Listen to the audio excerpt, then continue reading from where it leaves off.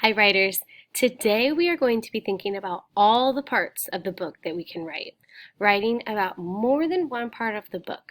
What's interesting is we are going to make it stronger, longer, and more convincing to our reader to want to read the book. Today I want to teach you that when writers want more, one way they get started is by planning. They take a minute to plan for what will go in each part of their letter, remembering all the different parts of the book they can write about.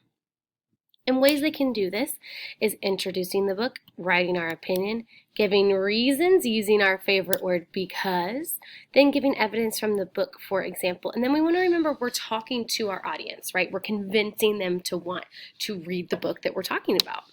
So let's take a minute here. What opinions can we already know that we write about? We can write about the characters. We can write about our favorite part.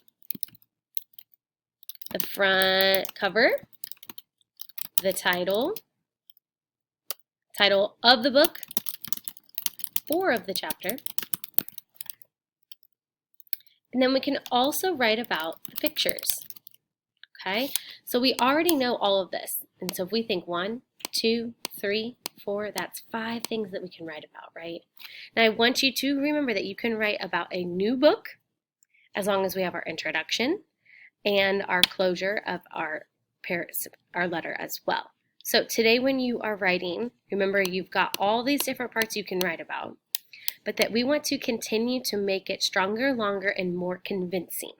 Okay, we want to convince the person reading our letter, whoever it may be, it might be the person that we have addressed it to, but maybe not, that they will want to go read our Captain Underpants book, or they will want to go read Jabari Jumps.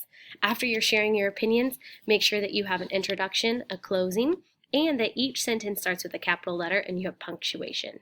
Can't wait to read your letters.